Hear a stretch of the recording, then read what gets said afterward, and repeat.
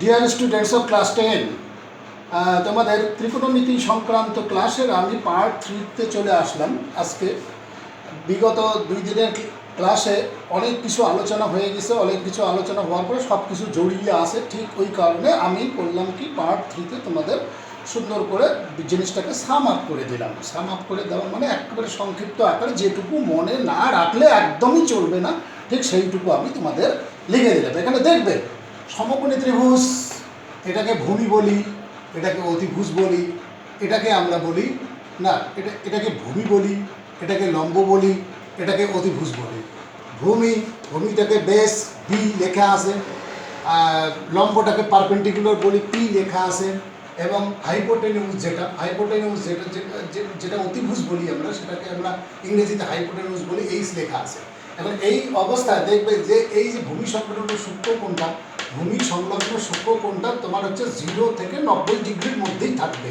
এর বাইরে কিন্তু কোনোদিনই যাবে না। 0 থেকে শুরু হবে এবং 90 ডিগ্রি পর্যন্ত এর মান তোমার বিস্তৃত হবে, এর বাইরে কিন্তু একদমই যাবে না। এই অবস্থায় দাঁড়িয়ে আমার সাইন থিটা একদম মুখস্থ করে ফেলবে কিন্তু।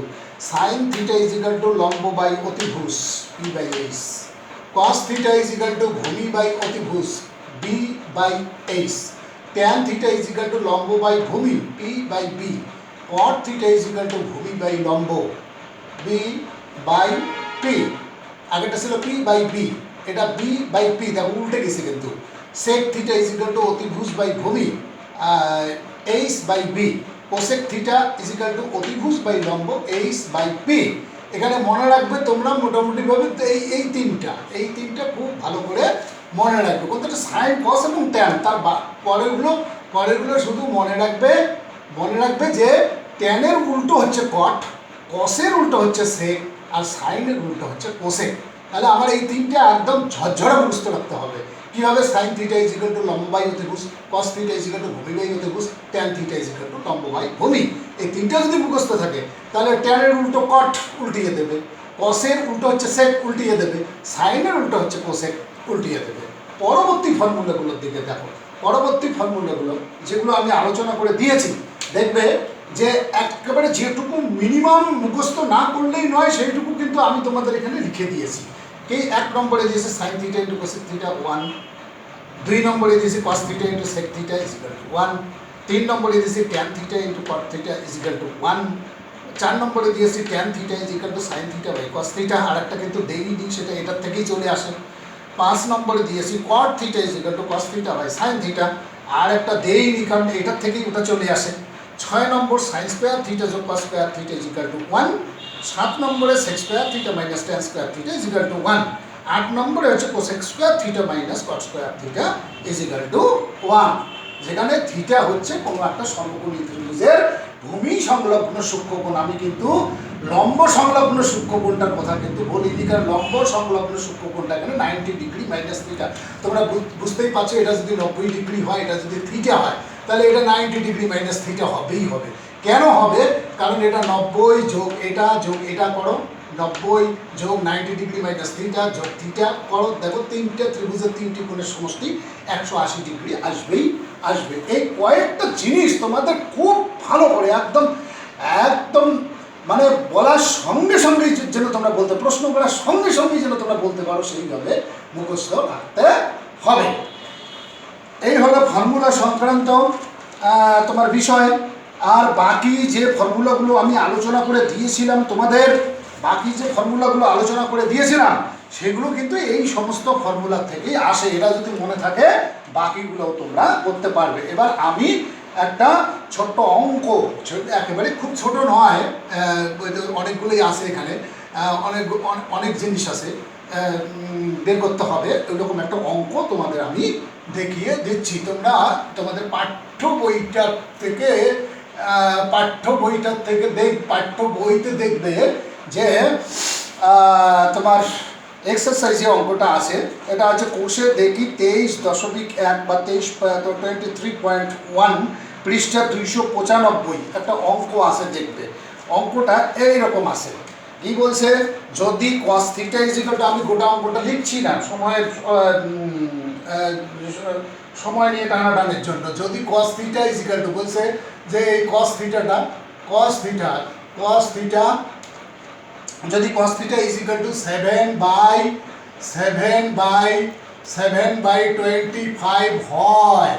হয় তবে অন্যান্য কোণানুপাতগুলো বের করো।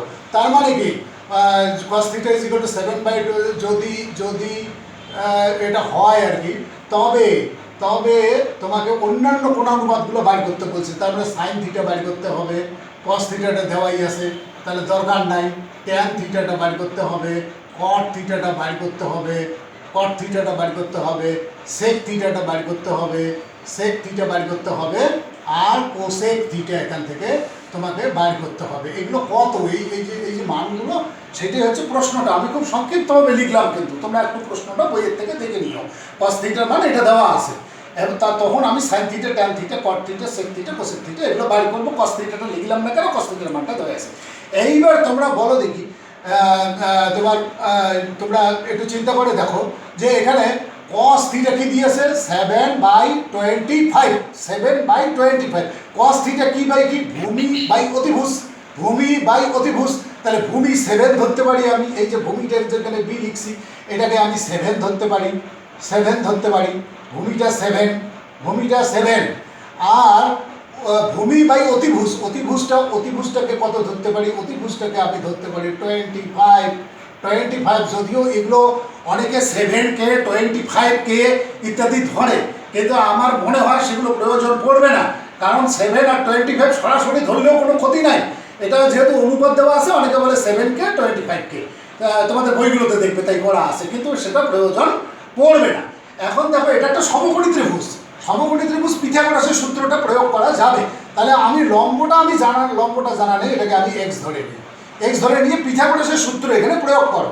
তাহলে কি পিথাগোরাসের সূত্র প্রয়োগ করলে কি হবে, এটার স্কয়ার যোগ এটার স্কয়ার ইজ ইকুয়াল টু এটার স্কয়ার। তাহলে ওইটাই আগে লিখি আমি, x তার হোল স্কয়ার প্লাস হচ্ছে তোমার 7 whole square is equal to 25 তার হোল স্কয়ার। দেখো লম্ব স্কয়ার যোগ ভূমি স্কয়ার ইজ ইকুয়াল টু অতিভুজের স্কয়ার, পিথাগোরাসের সূত্র থেকে আমি লিখলাম।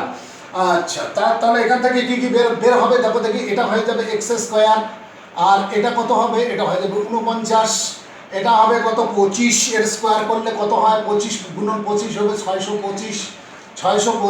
এবার x স্কয়ারটাকে এদিকে রেখে দাও, রেখে দিয়ে 49কে ওপাশে নিয়ে যাও, ডান দিকে নিয়ে যাও, 625 minus 49 implies that x square is equal two 625 minus 49 কত হচ্ছে, 625 মাইনাস 49 হবে 576। তাহলে x কত হবে, x হবে রুট ওভার 576। এখানে একটা প্লাস মাইনাস চিহ্ন বসাতে পারো, কিন্তু প্লাস মাইনাস চিহ্ন এখানে দূরত্ব যেহেতু, সেজন্য প্লাস আর মাইনাস হবে না, ওই জন্যই আমি আর প্লাস মাইনাস লিখলাম না।